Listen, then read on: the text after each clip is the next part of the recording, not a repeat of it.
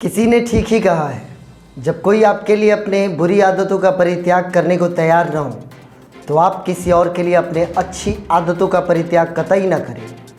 जीवन में यदि आपको किसी से प्रतिशोध लेना है, इसके बावजूद आप अपने अंदर बुराइयों का समावेश न होने दें। अपने अच्छाइयों की बदौलत आप अपने प्रतिशोध को पूरा करें। जीवन हमेशा सुगम और सुरक्षित रहेगा। नमस्कार, मैं हूं मनोज कुमार और आप देख रहे हैं हमारा चैनल मिस्टर मनोज एंकर। तो आज है 28 सितंबर, दिन है आज सोमवार। तो आइए सबसे पहले ज़िले के सुर्खियों पर डालते हैं एक नज़र। कृष्णापुरम पुलिस को मिली बड़ी कामयाबी, छापेमारी में गांजा और चोरी की बाइक भी बरामद। औद्योगिक थाने की पुलिस ने 4 तमंचे के साथ 3 अपराधियों को किया गिरफ्तार। डीजीपी के पद से स्वैच्छिक सेवानिवृत्ति लेने वाले गुप्तेश्वर पांडे ने थामा जदयू का हाथ, कहा अपनी जन्मभूमि बक्सर से चुनाव लड़ना उनकी पहली प्राथमिकता। डीएम और एसपी ने किया मतगणना हॉल और ब्रजगृह का निरीक्षण। पैरामिलिट्री फोर्स के हाथों में होगी सुरक्षा की बागडोर। चुनाव के मद्देनजर जिले में धारा 144 लागू, आचार संहिता का उल्लंघन करने पर होगी कार्रवाई। राजपुर थाना क्षेत्र का एक गांव धनईपुर आज़ादी के इतने वर्षों के बाद भी विकास से काफ़ी दूर। तो आइए आप खबरों को पढ़ते हैं विस्तार से। तो सबसे पहले हम आपको बताना चाहेंगे कि हमारे ज़िले में अब चुनाव की बिगुल बज चुकी है। 28 नवंबर को जैसा कि पहला चरण निर्धारित किया गया है, तो अपराधियों की धरपकड़ में पुलिस ने बड़ी तेज़ी ले आई है। लगातार पुलिस कई जगहों पर रेड कर रही है और अपराधियों को पकड़कर सलाखों के अंदर डालने का प्रयास कर रही है। इसी क्रम में कृष्णापुरम पुलिस को एक बड़ी कामयाबी मिली है, जिसमें कृष्णापुरम की पुलिस ने छापेमारी किया है।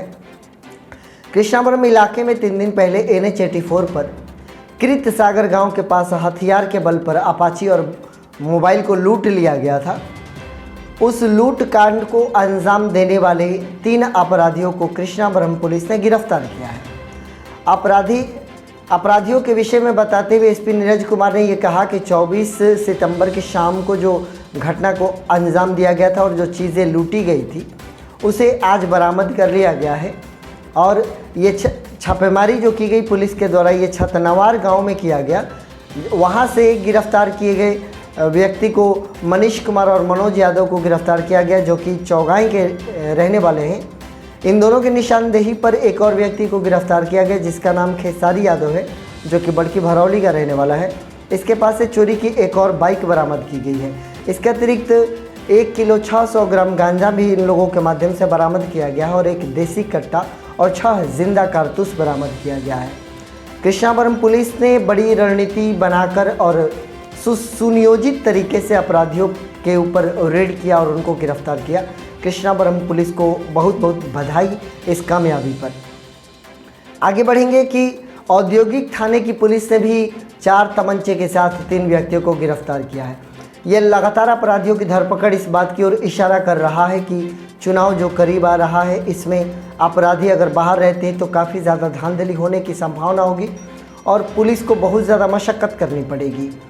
तो एक और गिरफ्तारी हुई है औद्योगिक थाने के माध्यम से। देसी कट्टा बेचने वाले गिरोह के सदस्यों को गिरफ्तार किया गया है। इनके पास से 4 कट्टे और 5 जिंदा कारतूस बरामद किया गया है। जिन व्यक्तियों को गिरफ्तार किया गया है उनमें रामोपट्टी सिमरी निवासी गोलू पांडे हैं, जबकि कुल्हवा डुमराव निवासी मैनेजर शर्मा है और प्रताप सागर निवासी सोनू यादव हैं। सूचना यह प्राप्त हुई पुलिस को कि सिमरी मार्ग पर कुछ अपराधी देखे गए हैं। अनुमंडल पुलिस पदाधिकारी गोरख राम के नेतृत्व में छापेमारी दल का गठन किया गया। बड़का गांव के रास्ते सिमरी जाने वाले मार्ग पर एक युवक को हथियारों की खरीद बिक्री करते हुए देखा गया, उसको गिरफ्तार किया गया। उसके पास से एक थैला बरामद किया गया, जिसमें से 4 हथियार और 5 कारतूस हैं। उसकी निशानदेही पर 2 और अपराधियों को गिरफ्तार किया गया। इनके पास से कुल मिलाकर 4 मोबाइल और एक बाइक को बरामद किया गया है। ये लगातार पुलिस अपराधियों की धरपकड़ कर रही है और बहुत ही अच्छे तरीके से पुलिस अपने कर्तव्यों का निर्वहन कर रही है और निश्चित तौर पर जनता में संतोष स्थापित होगा पुलिस की इस प्रकार के कार्यवाही से। आगे बढ़ना चाहेंगे, VRS ले लिया है हमारे डीजीपी साहब ने, श्री गुप्तेश्वर पांडे जी, और अब वो राजनीति में अपनी पहली पारी खेलने की शुरुआत करने जा रहे हैं। और सबसे पहले उन्होंने थाम लिया है जदयू का हाथ इस विधानसभा चुनाव में, और उन्होंने अपनी इच्छा भी जाहिर की, चूँकि वो बक्सर के रहने वाले हैं, बक्सर ज़िले में उनका जन्म हुआ, यहाँ की मिट्टी से उनका बहुत बड़ा जुड़ाव रहा है। तो उनकी पहली प्राथमिकता है कि वह अपने जन्मभूमि बक्सर से चुनाव लड़े और जनता की सेवा करने के लिए वो राजनीति को इन्होंने चुना है। पुलिस सेवा में रहकर उन्होंने काफ़ी लंबे समय तक बिहार की सेवा की। अब वो चाहते कि राजनीति के माध्यम से लोगों तक पहुँचे, आम जनों तक पहुँचे, गरीबों की सहायता करें। इसके लिए उन्होंने नीतीश कुमार के माध्यम से उनके हाथों से सदस्यता ग्रहण की जदयू की। और अब ऐसे चूँकि बहुत समय से कयास लगाए जा रहे थे, लोगों का ये कहना था कि श्री गुप्तेश्वर पांडे बक्सर से ही चुनाव लड़ेंगे, और उन्होंने भी अपनी इच्छा जाहिर की है। आने वाले समयों में स्थितियाँ स्पष्ट हो जाएगी कि वो कहाँ से चुनाव लड़ते हैं। खबरों को आगे बढ़ाएंगे। डीएम और एसपी ने मतगणना हॉल, जहाँ पर मतों की गणना होने वाली है 28 अक्टूबर को हमारे यहाँ जो चुनाव होंगे, 10 नवंबर को उसके परिणाम आने वाले हैं, मतगणना होगी। तो 10 नवंबर को जो मतगणना हॉल बनाया गया है, जो व्रजगृह बनाया गया है, जहाँ पर तमाम ईवीएम्स रखे जाने वाले हैं, उनका निरीक्षण किया हमारे एसपी और डीएम साहब ने। और साथ ही यह तय किया कि जब यहाँ पर ईवीएम्स रखे जाएंगे चुनाव के पश्चात, मतदान डालने के बाद, तो पैरामिलिट्री फोर्स के हाथों में सुरक्षा की बागडोर सौंपी जाएगी, ताकि किसी भी प्रकार की धांधली न हो हमारे ज़िले में। ज़िला निर्वाचन अधिकारी सह जिला पदाधिकारी ने यह पूरी तरीके से कमर कस लिया है। आगामी चुनाव को देखकर उन्होंने पूरी तरीके से अपनी रणनीति को बना लिया है कि किस प्रकार से चुनाव को बेदाग व सफल करा सके। आगे बढ़ेंगे कि चुनाव के मद्देनज़र हमारे ज़िले में धारा 144 लागू कर दिया गया है, और कोई भी अगर व्यक्ति आचार संहिता का उल्लंघन करता है तो उस पर कार्रवाई की जाएगी। तमाम पोस्टर्स उतार दिए गए हैं, दीवारों को साफ कर दिया गया है, बैनर्स होर्डिंग को उतार दिया गया है, क्योंकि आचार संहिता लागू हो गया है। अब नामांकन का दौर शुरू होने वाला है। इस क्रम में माननीय जिलाधिकारी ने अपने तमाम आला अधिकारियों के साथ बैठक करी, उनसे बातें विचार करी, और आने वाले समय में किस प्रकार से चुनाव को संपन्न कराया जाए, इस पर तमाम अधिकारियों को दिशा निर्देश दिया गया, और तमाम तरीके की जांच पड़ताल भी की गई। जहां जहां मतगणना केंद्र बनाए जा रहा है, जहां जहां बूथ बनाए जा रहे हैं, जिन जिन बूथों पर जिन जिन कर्मचारियों की तैनाती होने वाली है, इन सब चीज़ों को ध्यान में रखकर चुनाव की तैयारी बक्सर जिला प्रशासन कर रही है। आगे बढ़ेंगे। एक गाँव है राजपुर थाना क्षेत्र के हेठुआ राजपुर पंचायत के अंतर्गत एक गांव आता है धनईपुर। यहाँ पर एक ही जाति विशेष के लोग अधिकतर रहते हैं, जो कि राजभर है। अति पिछड़ा वर्ग से ये बिलोंग करते हैं, और यहाँ पर इनका ये गांव स्थित है।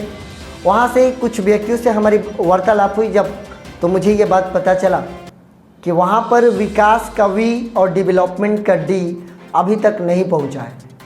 चारों तरफ झोपड़ी नुमा मकाने हैं, गरीबी, अत्यंत गरीबी में लोग जीने को विवश हैं। गलियां संकीर्ण हैं, रास्ते कीचड़ युक्त हैं, कहीं पर कुछ नहीं, चूँकि खेत है चारों तरफ, तो ऑलरेडी कीचड़ है। संपर्क मार्ग कोई नहीं जो कि गांव को आसानी से मुख्य सड़क से जोड़ सके। बड़ी मुश्किल परिस्थिति में वहां के लोग जीने को विवश हैं।